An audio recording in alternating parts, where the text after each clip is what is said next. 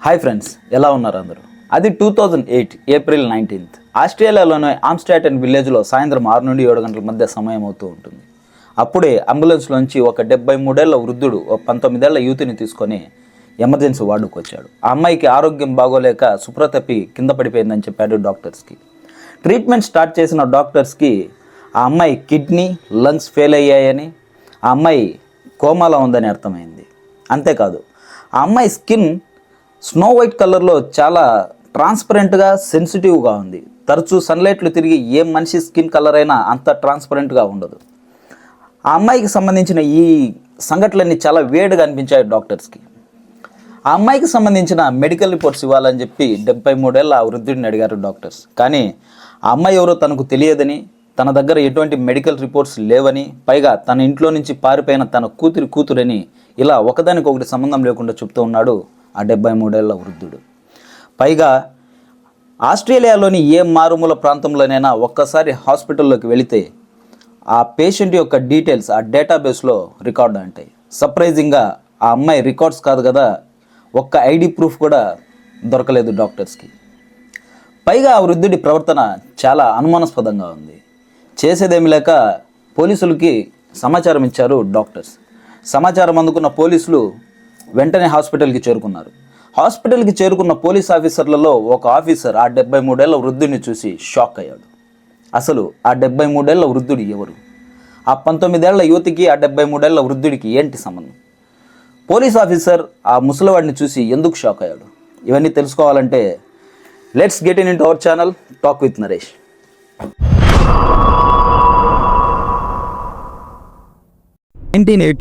August 28 Elizabeth Fritzl అనే 18 ఏళ్ల యువతి ఇంట్లో నుండి కనిపించుకోకుండా మిస్ అయిందని ఆమె తల్లి రోజ్మేరీ ఫ్రిట్జల్ పోలీస్ స్టేషన్లో కంప్లైంట్ చేసింది. ఇంట్రాగేషన్ మొదలుపెట్టిన పోలీసులు ముందుగా ఎలిజబెత్ ఫ్రెండ్స్ని, కజిన్స్ని పిలిచి ప్రశ్నించడం మొదలుపెట్టారు. ఎలిజబెత్ చాలా క్లెవర్ అండ్ డీసెంట్గా ఉండే అమ్మాయి. తనకి ఏమాత్రం ఇంటి నుండి పారిపోయే ఉద్దేశం లేదు. కాకపోతే ఎలిజబెత్ తండ్రి ఆమెను ఎక్కడికి పోనిచ్చేవాడు కాదు, తన ఫ్రెండ్స్తో పర్సనల్గా కలవనిచ్చేవాడు కూడా కాదు అని ఫ్రెండ్స్ అండ్ కజిన్స్ చాలా క్లియర్గా చెప్పారు. దాంతో ఎలిజబెత్ కుటుంబం నుండి ఇంట్రాగేషన్ మొదలుపెట్టారు పోలీసులు. ఎలిజబెత్ తండ్రి జోసెఫ్ ఫ్రిట్జల్, ఆమె తల్లి రోజ్మేరీ ఫ్రిట్జల్ హౌస్ వైఫ్గా ఉండేది. జోసెఫ్ ఒక electrical engineer and real estate developer కూడా. ఆయనకి 2 కంపెనీలు కూడా ఉండేవి. జోసెఫ్ ఫ్యామిలీ ఆమ్స్టాటన్ విలేజ్లో చాలా రెస్పెక్టెడ్ ఫ్యామిలీ. అలాగే జోసెఫ్ సొసైటీలో వెల్దీ అండ్ ఇన్ఫ్లుయెన్స్ ఉన్న వ్యక్తి కూడా. జోసెఫ్ బయట ఎంత హుందాగా ఉన్నప్పటికీ తన పర్సనల్ లైఫ్లో చాలా దురుసుగా ప్రవర్తించేవాడు. తనకి 7 మంది పిల్లలు: Ulrich Fritzl, Josef junior, Rosemarie junior, Harald, Elizabeth, Doris. వీళ్ళల్లో 6వ సంతానం ఎలిజబెత్. 7 మంది పిల్లలలో ఎవరు తండ్రి మాటకి ఎదురు చెప్పేవారు కాదు, ఒక్కరు తప్ప. అదే జోసెఫ్ చిన్న కూతురు ఎలిజబెత్. తరచూ తండ్రి కూతురుల మధ్య గొడవలు జరిగాయి. కూతురితో చాలా దురుసుగా ప్రవర్తించేవాడు అని ఇంట్రాగేషన్లో తెలిసింది. పోలీసులు ఇంట్రాగేషన్ కొనసాగిస్తుండగా అకస్మాత్తుగా ఒకరోజు, అంటే ఎలిజబెత్ మిస్ అయిన నెలకి, జోసెఫ్ తన భార్య రోజ్మేరీతో కలిసి పోలీస్ స్టేషన్కి వచ్చారు. ఈసారి వాళ్ళ చేతిలో ఒక లెటర్ ఉంది. ఆ లెటర్ రాసింది ఎలిజబెత్. ఆ లెటర్లో ఇలా ఉంది: నాకు మీతో కలిసి ఉండడం ఇష్టం లేదు. నా ఇష్ట ప్రకారమే నేను ఇల్లు వదిలి వెళ్ళిపోతున్నాను. నన్ను వెతకవద్దు. మళ్ళీ మీరు పోలీస్ స్టేషన్కి వెళితే నేను ఈ దేశాన్ని వదిలి వెళ్ళిపోతానని ఆ లెటర్లో రాసింది. ఆ లెటర్ వచ్చిన ప్రాంతం ఆమ్స్టాటన్ టౌన్ నుండి 2 గంటలు ప్రయాణం చేసేంత దూరం మాత్రమే ఉంది. ఈ లెటర్ మీ కూతురు రాసిందని మీరు నమ్ముతున్నారా అని అడిగాడు ఆఫీసర్. రోజ్మేరీ దానికి సమాధానంగా అవునని తల ఊపింది.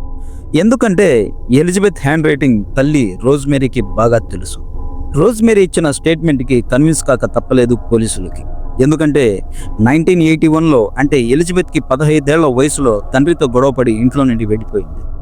చిన్న చిన్న పనులు చేసుకుంటూ వియన్నాలోని తన స్నేహితురాలు ఇంట్లో తలదాచుకునేది ఎలిజబెత్. పోలీసులకి కంప్లైంట్ ఇచ్చిన 3 వారాల వ్యవధిలో పోలీసులు ఆమెని వెతికి అఫీషియల్గా తండ్రి జోసెఫ్కి ఎలిజబెత్ని హ్యాండ్ ఓవర్ చేశారు. దాంతో గతంలో లాగా ఇప్పుడు కూడా తండ్రి కూతురు మధ్య గొడవ కారణమై ఉంటుందని, ఫ్యామిలీ ప్రాబ్లం అని కేసు క్లోజ్ చేశారు పోలీసులు. ఆ ఇన్సిడెంట్ తర్వాత జోసెఫ్ ఫ్రిట్జల్ ఇప్పుడు, అంటే 24 ఏళ్ల తర్వాత హాస్పిటల్లో 19 ఏళ్ల యువతిని తీసుకొని వచ్చి కనపడ్డాడు పోలీసులకి. ఈ అమ్మాయి ఎవరని ప్రశ్నించారు పోలీసులు.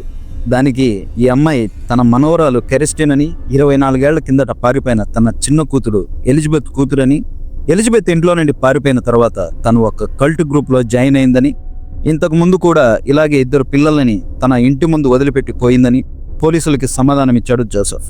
ఇప్పుడు పోలీసులకి 19 ఏళ్ల కెరెస్టిన్ ఆరోగ్యం కుదుటపడడం ముఖ్యం కాబట్టి కెరెస్టిన్ తల్లి కానీ తండ్రి కానీ హాస్పిటల్కి వచ్చి తమ బిడ్డ ప్రాణాలు కాపాడుకోమని టీవీలో, న్యూస్ పేపర్లో యాడ్ ఇచ్చారు. రోజులు గడుస్తున్నప్పటికీ ఎటువంటి రెస్పాన్స్ రాలేదు పోలీసులకి. ప్రతిరోజు జోసెఫ్ని ఇంట్రాగేషన్ చేసేవారు పోలీసులు. దాంతో జోసెఫ్ చాలా ప్రెజర్కి గురయ్యేవాడు. అనుకోకుండా ఒకరోజు జోసెఫ్ 40 ఏళ్ల వయసున్న యువతిని వెంట పెట్టుకుని హాస్పిటల్కి వచ్చాడు. ఆమె పక్కన 2 పిల్లలు కూడా ఉన్నారు. ఆమె వయసు 40 ఏళ్ళు అయినప్పటికీ 60 ఏళ్ల వృద్ధురాలిగా కనిపిస్తూ ఉంది. ఆమె ఎవరో కాదు, 24 ఏళ్ల కిందట ఇంట్లో నుండి పారిపోయిన జోసెఫ్ చిన్న కూతురు ఎలిజబెత్. ఎలిజబెత్తో పాటు వచ్చిన 2 పిల్లల స్కిన్ కూడా స్నో వైట్లో చాలా ట్రాన్స్పరెంట్గా ఉంది. ఎలిజబెత్ కోమాలో ఉన్న తన కూతురు దగ్గరకు వెళ్ళి తన కూతురిని చూస్తూ నిలబడిపోయింది.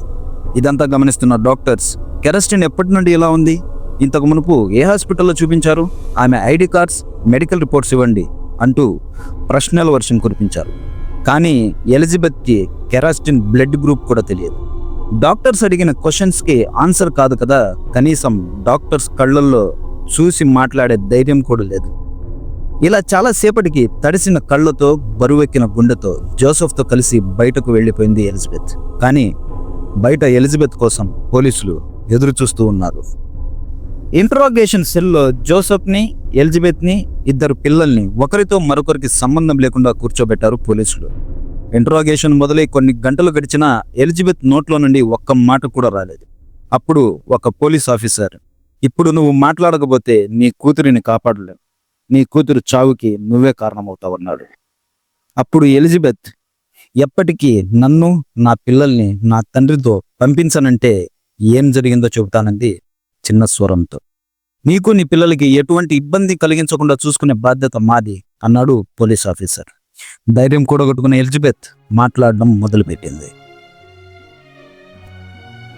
ఎలిజబెత్కి 18 ఏళ్ల వయసులో, అంటే 1984లో తన చదువు ఇంకా చాలు అనుకుని ఒక హోటల్లో వెయిట్రెస్గా జాయిన్ అయింది. జాయిన్ అయిన 3-4 నెలల తర్వాత తండ్రి జోసెఫ్ కాల్ చేసి ఇంటికి రమ్మన్నాడు. జాబ్లో జాయిన్ అయిన తర్వాత తరచూ ఇంటికి వెళ్ళడం మానేసింది ఎలిజబెత్.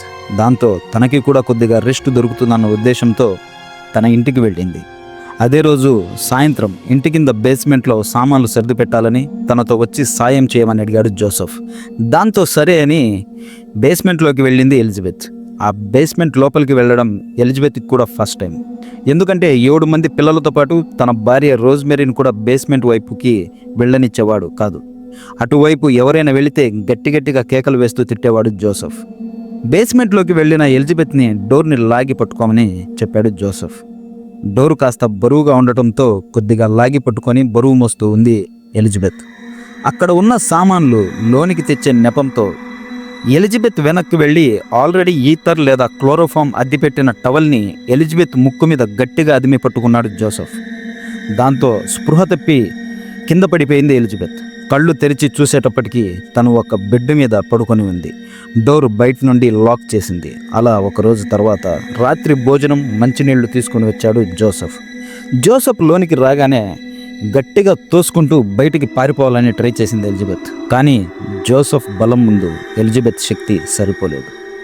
ఎలిజబెత్ పారిపోవడానికి ట్రై చేసింది కాబట్టి పనిష్మెంట్ ఇచ్చాడు జోసెఫ్. శరీరం మీద బట్టలు లేకుండా బెడ్కి ఒకవైపు పడుకోవడానికి, కూర్చోవడానికి వీలు లేకుండా హ్యాండ్ కఫ్స్ వేశాడు జోసెఫ్. ఎలిజబెత్ బ్రతిమలాడిన కొన్ని రోజుల తర్వాత ఒక షరతు మీద హ్యాండ్ కఫ్స్ తీశాడు జోసెఫ్. అది ఏంటంటే ఎలిజబెత్ ఇంట్లో నుండి పారిపోతున్నట్టు లెటర్ రాసి ఇవ్వాలి. ఈ పరిస్థితిలో ఎలిజబెత్కి ఎటువంటి ఆప్షన్ లేదు. జోసెఫ్ చెప్పినట్టే లెటర్ రాసి ఇచ్చింది ఎలిజబెత్. ఆ బేస్మెంట్లో ఒక బెడ్రూమ్, ఒక బాత్రూమ్, ఒక కిచెన్ కూడా ఉండేది. ఆ బేస్మెంట్ హైట్ ఎగ్జాక్ట్గా 6 అడుగులు మాత్రమే ఉండేది.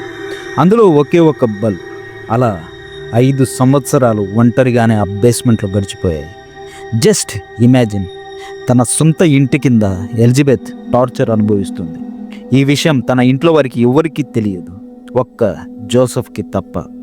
జోసెఫ్ ప్రతిరోజు బేస్మెంట్లోకి వెళ్ళేవాడు. She was used with her own father. ఇలా రోజులు, నెలలు కాదు, 24 సంవత్సరాలు గడిచాయి. దీని కారణంగా ఎలిజబెత్కి 7 మంది పిల్లలకు జన్మనిచ్చింది. మొదటి కాన్పులో ఒక పాపకి జన్మనిచ్చింది. ఆ పాప పేరే కెరస్టిన్. మీకు ఒక డౌట్ వచ్చిండొచ్చు, ఎలిజబెత్ 7 మంది పిల్లలకి జన్మనిచ్చిందంటే డెలివరీ ఎలా జరిగిండొచ్చు? జోసెఫ్ ఎలిజబెత్ డెలివరీ టైంకి ఒక చైల్డ్ బర్త్ బుక్, ఒక సిజర్ ఇచ్చాడు. అంటే ఎలిజబెత్ నొప్పులు పడుతూనే తన డెలివరీ తానే చేసుకునేది. ఇలా 7 మంది పిల్లలకి జన్మనిచ్చింది ఎలిజబెత్. అందులో రెండో బాబు పేరు మైకేల్ కొన్ని జెనెటిక్స్ ప్రాబ్లం వల్ల, అంటే ఊపిరితిత్తులు, గుండె సరిగ్గా అభివృద్ధి చెందకపోవడంతో పుట్టిన 3 రోజులకే చనిపోయాడు. ఎలిజబెత్ కడుపు కోత ఎంత గట్టిగా ఏడ్చినా ఎవరికీ వినపడదు. ఎందుకంటే ఆ బేస్మెంట్లో ఉండే రూమ్స్ అన్నీ సౌండ్ ప్రూఫ్ కాబట్టి. ఆ బేస్మెంట్లో మిగిలిన 6 మంది పిల్లలు పెద్దవారు అవుతున్న కొద్దీ అల్లరి ఎక్కువయింది. జోసెఫ్ మాట వినేవారు కాదు. కాబట్టి వాళ్లలో 3 పిల్లలని తన ఇంటి గడప మీద ఒక లెటర్తో పడేసి భార్య జోసెఫ్కి ఎలిజబెత్ పిల్లలని పరిచయం చేసేవాడు. మిగిలిన 3 పిల్లల్ని ఎలిజబెత్ని బేస్మెంట్లో గ్యాస్ వదిలి చంపుతానని బెదిరించేవాడు జోసెఫ్. కేవలం బెదిరించడమే కాదు, వాళ్ళకి అన్నం మంచినీళ్లు ఇవ్వకుండా కొన్ని రోజుల పాటు అలాగే వదిలి వెళ్ళిపోయేవాడు. ఒకవైపు ఇంతటి దారుణాలు చేస్తూనే తన కంపెనీలో పనిచేస్తున్న కొంతమంది అమ్మాయిలతో రొమాన్స్ కూడా చేసేవాడు. భార్య రోజ్మేరీతో కలిసి టూర్స్ కూడా ఎంజాయ్ చేసేవాడు. ఆ 24 ఏళ్లలో ఏనాడు బాధ కానీ గిల్టీ కానీ జోసెఫ్ మొహంలో కనిపించలేదు. తను చేసేది తప్పు అనే భయం కూడా పూర్తిగా నశించిపోయింది జోసెఫ్కి. అది తనకు రోజువారీ దినచర్యగా మారింది. అనుకోకుండా ఒకరోజు కెరస్టిన్ స్పృహ తప్పి కింద పడిపోయింది. తన ఆరోగ్యం పూర్తిగా నశించింది. తన బిడ్డని కాపాడమని ఎలిజబెత్ కాళ్ళ వేళ్ళ పడితే సర్ప్రైజింగ్గా హాస్పిటల్కి కెరస్టిన్ని తీసుకెళ్లడానికి జోసెఫ్ ఒప్పుకున్నాడు. దాని తర్వాత ఏం జరిగిందో మీకు ముందే చెప్పాను. 24 ఏళ్ల తర్వాత పోలీసుల సహాయంతో తన తల్లి రోజ్మేరీని, బయట ప్రపంచంలో పెరుగుతున్న తన బిడ్డల్ని కలిసిందే ఎలిజబెత్. కొన్ని సంవత్సరాల తర్వాత బేస్మెంట్లో ఉన్న పిల్లలు బయటి ప్రపంచాన్ని చూశారు. అన్నదమ్ముళ్ళు, అక్క చెల్లెళ్ళు ఒక్కటయ్యారు. కెరస్టిన్ ఆరోగ్యం కూడా కుదుటపడింది. ఆ 6 మంది పిల్లలు ఎలిజబెత్ జోసెఫ్కి పుట్టినట్టుగా DNA రిపోర్ట్స్ కూడా వచ్చింది. జోసెఫ్కి 2009 జీవిత ఖైదు శిక్ష విధించింది కోర్టు. ఎలిజబెత్కి, ఆమె పిల్లలకి కొత్త ఐడెంటిటీ ఇచ్చి కొత్త ఊరికి పంపించింది ప్రభుత్వం. కొన్ని సోర్సెస్ ప్రకారం ఎలిజబెత్ పిల్లలు ప్రశాంతమైన జీవితం గడుపుతున్నారు. ఈ ఇన్సిడెంట్ మీద కొన్ని మూవీస్ కూడా వచ్చాయి. యూట్యూబ్ వీడియోస్, డాక్యుమెంటరీస్ అయితే అన్లిమిటెడ్.